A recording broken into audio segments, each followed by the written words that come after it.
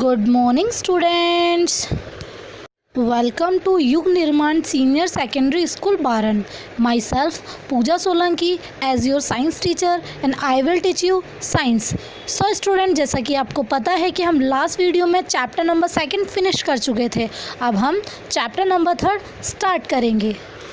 So student, chapter number 3 है संश्लेषित रेशे और प्लास्टिक.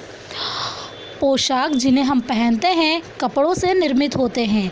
कपड़े प्राकृतिक अथवा कृत्रिम स्रोतों से प्राप्त रेशों से बनाए जाते हैं. क्या आप कुछ प्राकृतिक रेशों के नाम बता सकते हैं?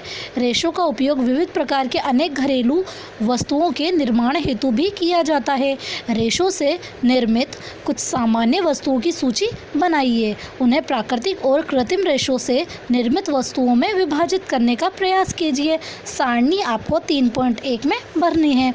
स्टूडेंट, आपको पता है हम जो कपड़े पहनते हैं वो रेशों से बनता है और रेशे 2 तरह के होते हैं. वो प्रकृति से भी प्राप्त होता है, नेचर से, इसलिए उसे प्राकृतिक कहते हैं. और दूसरे होते हैं कृत्रिम, जिसे हम बड़ी बड़ी इंडस्ट्री में, फैक्ट्री में बनाते हैं. ये आदमी सेल्फ उसको इंसानों द्वारा बनाया जाता है, उसे कृत्रिम कहते हैं. आपने कुछ वस्तुओं को कृत्रिम चिन्हित क्यों किया? आपने अपने पिछली कक्षाओं में पढ़ा है कि प्राकृतिक रेशे जैसे कपास, ऊन, रेशम आदि पौधों अथवा जंतुओं से प्राप्त होते हैं. दूसरी ओर संश्लेषित रेशे मनुष्य द्वारा बनाए जाते हैं, इसलिए संश्लेषित अथवा मानव निर्मित रेशे कहलाते हैं. स्टूडेंट, प्राकृतिक रेशे या तो पेड़ पौधों से मिलते हैं या जानवरों से मिलते हैं, और संश्लेषित रेशे जो होते हैं उन्हें मानव द्वारा बनाया जाता है, इसे मानव निर्मित रेशे भी कहते हैं. संश्लेषित रेशे क्या है? अब हम संश्लेषित रेशों के बारे में पढ़ेंगे. धागे से जुड़े मनकों में हार में पाई जाने वाली एक रूप बनावट को स्मरण करने का प्रयास कीजिए, अथवा चित्र 3.1 अ में और ब में देखिए कि समान कुछ कागज क्लिप को जोड़कर एक आकृति श्रृंखला बनाने का प्रयास कीजिए. क्या दोनों में कोई समानता है? स्टूडेंट, आपको 2 मालाएं दिखाई गई है. एक डोरी में मोती पिरो के बनाई गई है और एक पेपर क्लिप को जोड़कर एक माला बनाई गई है. एक संश्लेषित रेशे भी छोटी इकाइयों को जोड़कर बनाई गई एक श्रृंखला. प्रत्येक छोटी इकाई वास्तव में एक रासायनिक पदार्थ है. इस प्रकार की अनेक छोटी इकाइयां मिलकर एक बड़ी इकाई बनाती है जो बहुलक कहलाती है. पॉलीमर शब्द स्टूडेंट, बहुत छोटी छोटी इकाइयाँ मिलकर एक बड़ा समूह बनाती है जिसे हम बहुलक कहते हैं, और छोटी छोटी इकाइयों को एकलक कहते हैं. पॉलीमर शब्द ग्रीक भाषा के 2 शब्दों पोली और मर से मिलकर बना है. पोली का अर्थ होता है अनेक तथा मर का अर्थ होता है भाग अथवा इकाई. बहुत सारे भागों को हम पॉलीमर कहते हैं, और अतः एक पॉलीमर या बहुलक बहुत सी इकाइयों के दोहराने से बनता है. जब हम छोटी छोटी इकाइयों को जोड़ते हैं तो स्टूडेंट बहुलक का निर्माण होता है. जैसे हम माला में छोटी छोटी मोती एकलक का काम कर रहे हैं, और जब पूरी माला बन गई तो वो पूरी माला को हम बहुलक कहेंगे. ऐसे ही पेपर क्लिप से बनाई गई ये चेन है. बहुलक प्रकृति में भी पाए जाते हैं. उदाहरण के लिए कपास एक बहुलक है जो सेल्यूलोज कहलाता है. सेल्यूलोज बड़ी संख्या में ग्लूकोज इकाइयों द्वारा निर्मित होता है. स्टूडेंट, जो प्रकृति में पाए जाने वाला जो सेल्यूलोज होता है जिसे हम कपास कहते हैं वो भी बहुलक है. वो छोटी छोटी इकाइयों से मिलकर बना होता है जिन्हें ग्लूकोज कहते हैं. ग्लूकोज से मिलकर जो होता है सेल्यूलोज बनाया जाता है. नेक्स्ट है संश्लेषित रेशों के प्रकार. कि संश्लेषित रेशे जो मानव निर्मित रेशे होते हैं वो संश्लेषित रेशे होते हैं. वो कितने प्रकार के होते हैं? उसमें फर्स्ट आता है रेयोन. आपने कक्षा 7th में पढ़ा है कि रेशम कीट से प्राप्त किया जाता है. उनकी खोज चीन में हुई थी. इसे लंबे समय तक कड़ी सुरक्षा में गोपनीय रखा गया. रेशे से प्राप्त कपड़ा बहुत महंगा होता है, परंतु इसकी सुंदर बुनावट ने प्रत्येक व्यक्ति को मोह लिया है. रेशम को कृत्रिम रूप से बनाने में के प्रयास किए गए. 19वीं शताब्दी के अंतिम छोर पर वैज्ञानिकों को रेशम समान गुणों वाले रेशे प्राप्त करने में सफलता प्राप्त हुई. इस प्रकार का रेशा काष्ठ लुगदी के रासायनिक उपचार से प्राप्त किया गया. स्टूडेंट, जो रेशा होता है वो रेशम के कीड़े द्वारा बनाया जाता है.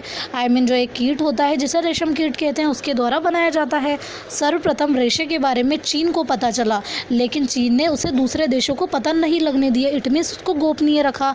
बाद में जब रेशम वैसे तो रेशम बहुत महंगा है, लेकिन उसकी सुंदरता के लिए लोग उसको आसानी से खरीद सकते हैं। वो इतना सुंदर होता है कि सभी इंसानों को मोह लेता है और सभी इंसान उसको खरीदते हैं। और स्टूडेंट, ये जो बनाया जाता है ये 19वीं शताब्दी के छोर पे वैज्ञानिकों ने इसने बना लिया था। ये जो होता है कास्ट लुगदी के रासायनिक उपचार से बनता है। जो लकड़ी की लुगदी होती है उससे ये बनता है। यह रेशा रेयोन अथवा कृत्रिम रेशम कहलाया। यद्यपि रेयोन प्राथमिक स्रोत कास्ट लुगदी से प्राप्त किया जाता है, यह एक मानव निर्मित रेशा है। यह रेशम से सस्ता होता है, परंतु इसे रेशों के समान बुना जा सकता है। इन्हें रंगों की कई किस्मों में रंगा जा सकता है। रेयोन को कपास के साथ मिलाकर बिस्तर की चादरें बनाई जाती है अथवा ऊन के साथ मिलाकर कालीन या गलीचे बनाए जाते हैं। स्टूडेंट, जो हमने जो रेशम बनाया वो संश्लेषित रेशा था, इसीलिए उसका नाम रेयोन डाला गया। बिल्कुल ये उसी रेशम की तरह ही था, लेकिन उससे सस्ता था। इसे आसानी से बुना जा सकता था। इससे जो हम बेडशीट बनाते हैं, बिस्तर की जो चादरें होती है वो और कालीन बनाए जाते हैं। सेकंड आता है नायलॉन। नायलॉन एक अन्य मानव निर्मित रेशा है। स्टूडेंट, जैसे रेयोन को इंसान द्वारा बनाया गया है, वैसे ही नायलॉन को भी इंसान द्वारा ही बनाया गया है। मानव निर्मित रेशा है। इसे 1931 में बिना किसी प्राकृतिक कच्चे माल, पौधे या जंतु से प्राप्त का उपयोग किए बनाया गया। स्टूडेंट, इसे किसी भी प्राकृतिक चीज़ का यूज़ नहीं हुआ है जब इसको बनाया है। इसका निर्माण कोयले से, जल और वायु से किया गया है। यह प्रथम पूर्ण रूप में संश्लेषित रेशा था।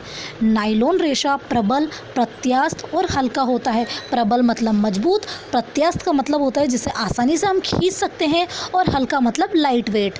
यह चमकीला और धुलने में सुगम था। यह आसानी से धोया जा सकता है, अतः यह कपड़ों के निर्माण हेतु बहुत प्रचलित हुआ। क्या नायलॉन रेशा वास्तव में इतना प्रबल है कि हम इससे नायलॉन पैराशूट और चट्टानों पर चढ़ने हेतु रस्से बना सकते हैं? हम नायलॉन से निर्मित कई वस्तुओं को उपयोग में लाते हैं, जैसे जुराबे मतलब मोज़े, रस्से मतलब रस्सियाँ, तंबू, दांत साफ करने का ब्रश, कारों की शीट के पट्टे, स्पिलिंग बैग्स मतलब शयन थैला, पर्दे आदि। नायलॉन का उपयोग पैराशूट आदि बनाने के लिए हम नायलॉन का यूज़ करते हैं। नायलॉन का उपयोग पैराशूट और चट्टानों पर चढ़ने हेतु रस्सों के निर्माण में भी किया जाता है। इस नायलॉन का तार इस्पात के तार से अधिक प्रबल होता है, मजबूत होता है, जैसा कि आपको चित्र में दिखाया गया है। इसका अब थर्ड वाला है स्टूडेंट, पॉलीएस्टर और एक्रेलिक। ये मानव निर्मित रेशा है। ये भी पॉलीएस्टर एक अन्य संश्लेषित रेशा है। इस रेशे से बने कपड़ों में आसानी से सिलवटें नहीं पड़ती हैं। यह सपाट रहता है और सरलतापूर्वक धुल जाता है, अतः यह वस्त्र सामग्री हेतु पर्याप्त उपयोगी पदार्थ है। आपने लोगों को सुंदर पॉलीएस्टर कमीज़ें और अन्य परिधान पहनने अवश्य देखा होगा। टेरिलिन एक लोकप्रिय पॉलीएस्टर है। इसे बहुत महीन रेशों से खींचा जा सकता है, जिन्हें फिर किसी भी अन्य तंतु समान बुना जा सकता है। स्टूडेंट, जो पॉलीएस्टर होता है ये भी एक मानव निर्मित रेशा होता है। ये एक इस तरह का रेशा है जिससे कपड़े बनाए जाते हैं, और ये आसानी से धुल सकता है और इसमें सलवटें नहीं पड़ती हैं। ज़्यादातर जो हम कपड़े पहनते हैं उनमें सलवटें पड़ती हैं, लेकिन जो पॉलीएस्टर के कपड़े होते हैं इनमें कभी सलवटें नहीं पड़ती है। और जो हम कमीज़ें पहनते हैं या अन्य परिधान पहनते हैं वो दिखने में भी सुंदर होते हैं, और पॉलीएस्टर जो होता है वो यूज़फुल होता है। मेरी माँ जल के लिए सदैव पेट, बोतलें और चावल तथा चीनी संचयन के लिए पेट जार खरीदती है। मैं जानने के लिए उत्सुक हूँ कि आखिर यह पेट है क्या। अब स्टूडेंट, हम देखेंगे कि पेट क्या होता है। पेट का मतलब होता है पॉलीएथिलीन टेरथेलेट।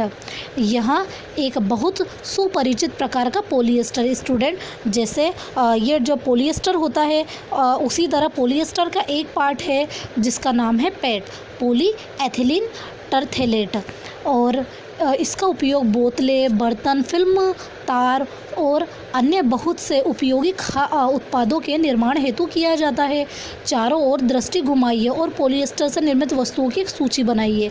आपको दिखता होगा कि पॉलीएस्टर से क्या क्या चीज़ें, जितने भी जो प्लास्टिक की चीज़ें होती हैं और बर्तन होते हैं, ये सब स्टूडेंट इसी पॉलीएस्टर से बनाए जाते हैं। जैसे आपके घर में तार होंगे, ये भी पॉलीएस्टर के बने होते हैं।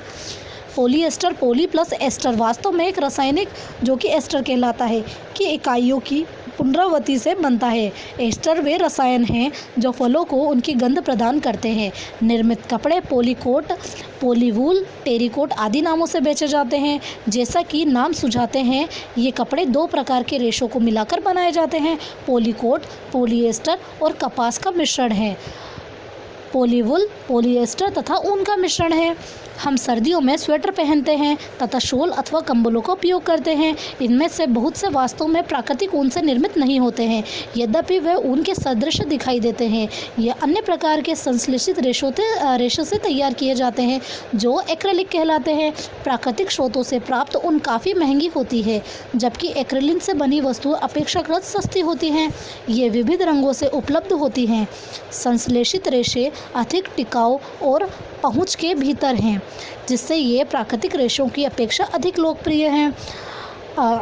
स्टूडेंट, आपने जितने भी ऊनी वस्त्र पहने हैं, जैसे स्वेटर हो गया, शॉल हो गया, ये सब ऊन से बनाए जाते हैं। लेकिन ज़्यादातर जो आप पहनते हैं वो ऊन से नहीं बनाए जाते हैं, क्योंकि ऊन जो भेड़ से प्राप्त होती है तो वो जो होती है वो प्राकृतिक में चली जाती है। लेकिन यहाँ संश्लेषित की बात हो रही है, तो हम जो शॉल और स्वेटर पहनते हैं वो हम जो मानव निर्मित रेशा होता है उससे वो बनाए जाते हैं।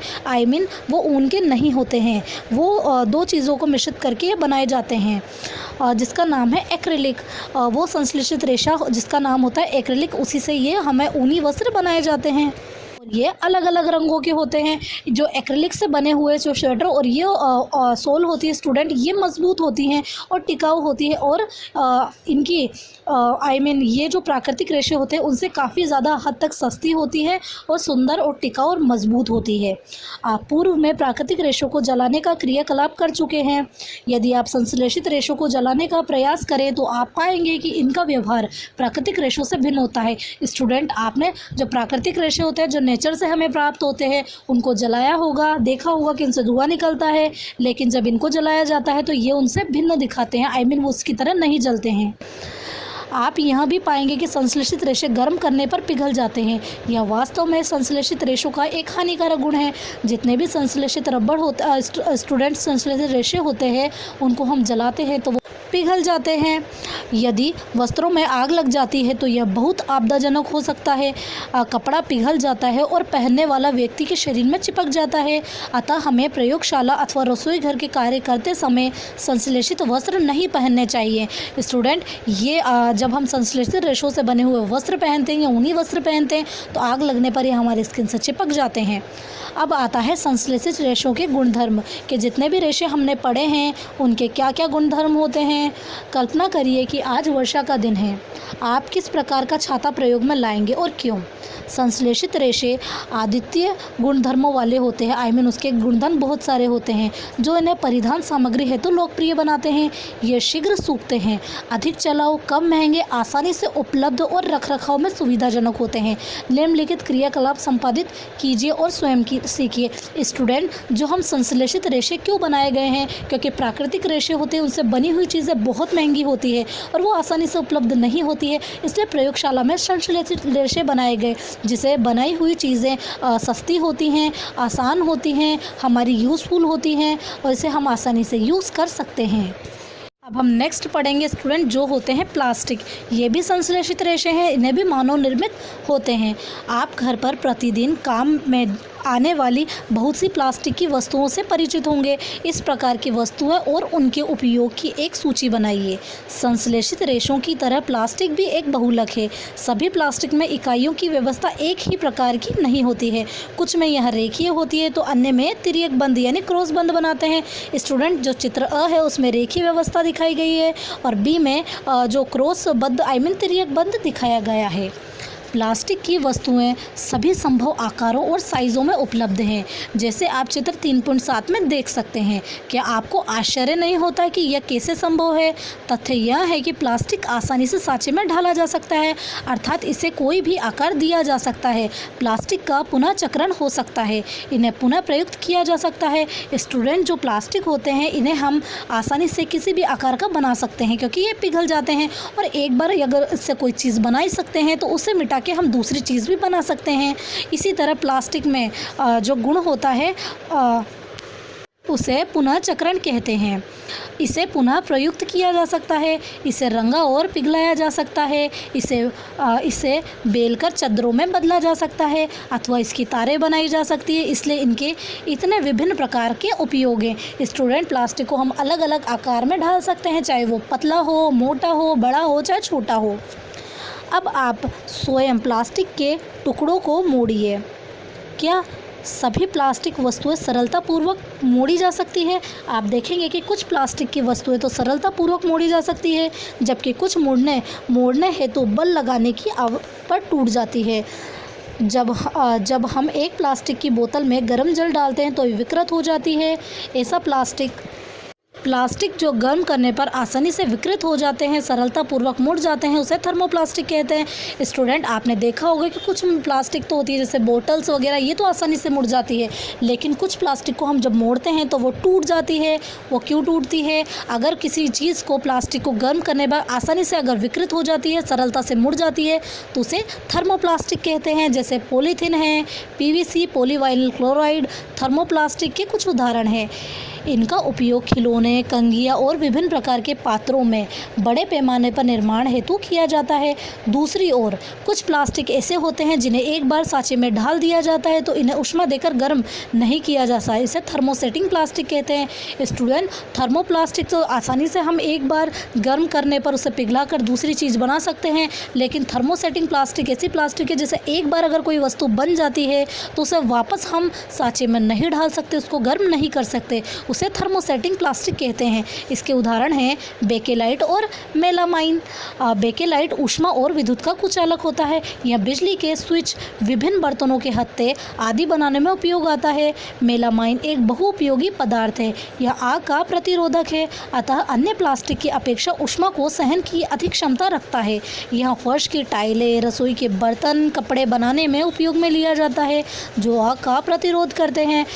चित्र 3.8 में थर्मोप्लास्टिक और थर्मोसेटिंग प्लास्टिक के विभिन्न उपयोग में प्रदर्शित किया गया है। स्टूडेंट, जो बेकेलाइट और मेलामाइन होते हैं ये थर्मोसेटिंग प्लास्टिक के उदाहरण हैं। जैसे आपने देखा होगा कभी किसी चीज़, हम जो बर्तन होते हैं उनके जो हत्थे होते हैं इन्हीं के बनाए जाते हैं, क्योंकि जब हम चाहिए वो बर्तन जब गर्म हो तो हैंडल कभी गर्म नहीं होता, इसलिए वो कभी भी ताप पाकर फैलते नहीं हैं, गर्म नहीं होते, पिघलते नहीं हैं, इसलिए उसे थर्मोसेटिंग कहते हैं।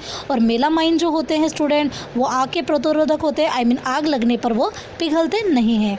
अब नेक्स्ट है विकल्प पदार्थ प्लास्टिक।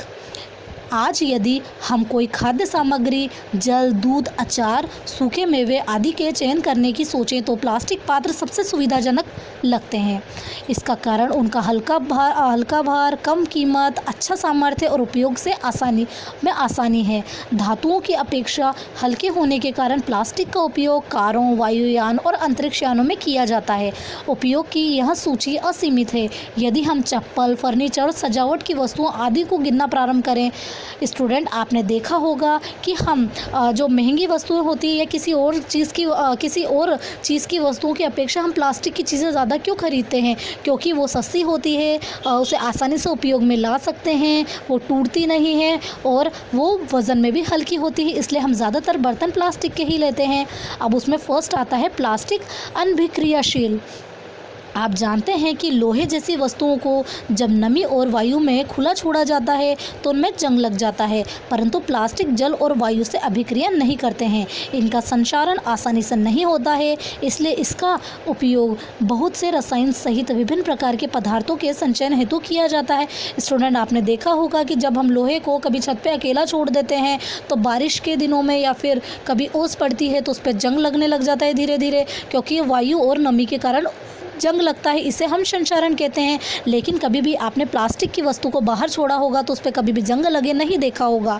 इसे प्लास्टिक होता है जो जल और वायु के साथ क्रिया नहीं करता है। सेकंड आता है प्लास्टिक हल्का, प्रबल और चिरस्थायी होता है। प्लास्टिक एक तो हल्का होता है, प्रबल मजबूत होता है, चिरस्थायी मतलब लंबे समय तक इसका यूज़ किया जा सकता है। पूर्व काल में उपयोग में आने वाली बाल्टियों के बारे में अपने माता पिता दादा दादी से बात करिए कि हम पहले कौन सी बाल्टी का यूज़ करते थे, किस पदार्थ की बनी बाल्टियाँ और मग आज आप उपयोग में ले रहे हैं, प्लास्टिक पात्रों को उपयोग में लाने से क्या लाभ हैं, क्योंकि प्लास्टिक बहुत हल्का, प्रबल, चिरस्थायी और विभिन्न आकारों और साइज़ों में ढाला जा सकता है, अतः यह विभिन्न उद्देश्यों हेतु उपयोग में लाया जाता है। प्लास्टिक सामान्यतः धातुओं की अपेक्षा सस्ते होते हैं। ये उद्योगों और घरेलू कार्यों में व्यापक रूप में उपयोग में लाए जाते हैं। विभिन्न प्रकार के प्लास्टिक पात्रों की सूची बनाइए और आप दैनिक जीवन में उपयोग में लाते हैं। नेक्स्ट है प्लास्टिक कुचालक होती है। उसमें इलेक्ट्रिसिटी या जो करंट होता है वो नहीं पहुंच पाता, इसलिए उसमें जब भी हम किसी करंट वाली वस्तु को टच करते हैं या जब प्लास्टिक की उस पर लगा देते हैं तो प्लास्टिक में कभी भी करंट नहीं प्रवाहित होता, कभी भी उसमें करंट नहीं जा सकता, इसलिए उसे कुचालक कहते हैं। आपने ऊपर सीखा है कि प्लास्टिक ऊष्मा और विद्युत के कुचालक हैं, इसलिए बिजली के तार प्लास्टिक के ढके रहते हैं और खाना बनाने वाले पात्रों के हत्थे भी इन्हीं के बने होते हैं। क्या आप जानते हैं कि प्लास्टिक का स्वास्थ्य देखभाल उद्योग में व्यापक उपयोग होता है? इनके उपयोग के कुछ उदाहरण हैं, जैसे दवा की गोलियां, टीकों को पैक करने हेतु, घावों को सीने हेतु धागे, सीरी, चिकित्सालय के दस्ताने और विविध प्रकार के चिकित्सक यंत्र। स्टूडेंट, ये सभी प्लास्टिक से बनाए जाते हैं। माइक्रोवेव ओवन में भोजन पकाने हेतु विशिष्ट प्लास्टिक पात्र उपयोग में लिए जाते हैं। माइक्रोवेव ओवन में ऊष्मा खाद्य पदार्थ को पका देती है, परंतु प्लास्टिक पात्र को प्रभावित नहीं कर पाती है, इसलिए स्पेशल तरह के प्लास्टिक के पात्र यूज़ में लिए जाते हैं। टेफ्लॉन एक विशिष्ट प्लास्टिक है जिस पर तेल और जल चिपकता नहीं है। यह भोजन पकाने वाले पात्रों पर न चिपकने वाली परत लगाने में काम आता है। स्टूडेंट, आपने देखा होगा नॉन स्टिक पैन देखे होंगे, उनमें जो ऊपर परत लगी रहती है काली कलर की, उसे टेफ्लॉन कहते हैं। अग्निसह प्लास्टिक, यद्यपि संश्लेषित रेशे आसानी से आग पकड़ लेते हैं, परंतु यह जानना रोचक होगा कि आग बुझाने वाले कर्मचारियों के परिधानों पर मेलामाइन प्लास्टिक की परत चढ़ी होती है, उसे अग्निरोधक बनाती है। स्टूडेंट, अब आता है प्लास्टिक और पर्यावरण की। प्लास्टिक से हमारे पर्यावरण को क्या क्या नुकसान होता है? जब हम बाज़ार जाते हैं तो हमें प्लास्टिक अथवा पॉलीथीन थैली में लपेटी वस्तुएं मिलती है। यह एक कारण है कि हमारे घरों में प्लास्टिक का कचरा इकट्ठा होता है, फिर यह प्लास्टिक कूड़ेदान में चला जाता है। प्लास्टिक का निस्तारण एक प्रधान समस्या है, बहुत बड़ी प्रॉब्लम है। क्यों? पदार्थ को जो प्राकृतिक प्रक्रिया जैसे कि जीवाणु की क्रिया द्वारा अपघटित हो जाते हैं, जो निम्नीकरण कहलाते हैं। पदार्थों को प्राकृतिक प्रक्रियाओं द्वारा सरलता से विघटित नहीं होता है, जैसे अनिम्नीकरण कहलाते हैं। स्टूडेंट, जिससे जो छोटे छोटे सूक्ष्म जीव खा के ख़त्म कर देते हैं उसे जीव निम्नीकरण कहते हैं, लेकिन जिन्हें आसानी से कोई जीव ख़त्म नहीं कर पाते उसे जीव अनिम्नीकरण कहते हैं। जैसे अगर आप एक रोटी का टुकड़ा ज़मीन पर डालते हैं, किसी खेत पर डालते हैं, तो थोड़े टाइम में वो रोटी का टुकड़ा ख़त्म हो जाएगा, क्योंकि खेत में छोटे छोटे जीवाणु उसको खा जाएंगे। लेकिन अगर आप पॉलीथीन को डालते हो खेत में तो वो कभी ख़त्म नहीं होगी, वो 8, 10, 15 साल बाद भी आपको वैसी की वैसी ही दिखेगी। उसे जैव अनिम्नीकरण कहते हैं। अब हमें नीचे कुछ एक सारणी दी हुई है, इसमें अपशिष्ट पदार्थों के प्रकार हैं, उससे अपहासित होने में लगा समय कितने टाइम में ये ख़त्म हो जाती हैं, और पदार्थ की प्रकृति और उनकी प्रकृति कैसी होती है। जैव निम्नीकरण है तो वो आसानी से ख़त्म किया जा सकता है, जैव अनिम्नीकरण है तो वो बहुत सालों तक हमारी पृथ्वी पर रहते हैं। क्योंकि प्लास्टिक अपघटित होने से में कई वर्ष लेता है, यह पर्यावरण हितैषी नहीं है, यह पर्यावरण प्रदूषण का कारण बनता है। इसके अतिरिक्त जब हम इस संश्लेषित पदार्थ को जलाया जाता है तो पूर्णतः जलने में लंबा समय लेता है। इस प्रक्रम में यह भारी मात्रा में विषैली धूम उत्सर्जित कर पर्यावरण प्रदूषित करता है। इस समस्या का समाधान कैसे किया जा सकता है? स्टूडेंट, जो प्लास्टिक हम यूज़ करते हैं, अगर हम उसको आसानी से अगर हम जलाते हैं तो वो आसानी से नहीं जलता है और वो विषैली गंध के साथ चलता है या धुआं उत्पन्न करता है। यथासंभव प्लास्टिक के उपयोग से बचिए। कपास या जूट के बने थैलों का प्रयोग कीजिए। जैव निम्नीकरण और जैव अनिम्नीकरण अपशिष्ट को अलग इकट्ठा करिए और इनका अलग अलग निस्तारण करिए, इसे ख़त्म करें। इसे अपने घरों पर व्यवहार में लाइए। कुछ और तरीके भी सुझाइए जिनके द्वारा आप प्लास्टिक पदार्थों के उपयोग को कम करने में सहयोग दे सकते हैं। प्लास्टिक अपशिष्ट को पुनः चक्रित करना बेहतर होगा। अधिकांश थर्मोप्लास्टिक पुनः चक्रित किए जा सकते हैं। करते हैं। जिन वस्तुओं को पुनः चक्रण किया जा सकता है उनकी सूची बनाएं और पुनः चक्रण के समय कुछ रंग प्रदान करने वाले अभिकर्मक मिला दिए जाते हैं। इससे पुनः चक्रित सामग्री का उपयोग विशेष रूप से खाद्य पदार्थों के संचयन हेतु सीमित हो जाता है। एक उत्तरदायी नागरिक के रूप में 5R सिद्धांत को याद रखिए। उपयोग कम करें, पुनः उपयोग करें, पुनः चक्रित करें, पुनः प्राप्ति करें और उपयोग ना करें। इस प्रकार की आदतें विकसित करिए जो पर्यावरण हितैषी होती है। सो स्टूडेंट, ये था आपका चैप्टर नंबर 3 जो कि अब फिनिश होता है। नेक्स्ट वीडियो में मैं इसके क्वेश्चन आंसर्स कंप्लीट कराऊंगी। अगर आपको कोई चीज़ समझ में नहीं आती है तो आप मुझसे स्कूल में आकर पूछ सकते हैं। और आपके थोड़े ही टाइम में एग्ज़ाम आने वाले हैं तो आप अच्छे से पढ़ना स्टार्ट कर दीजिए। Thank you and best of luck.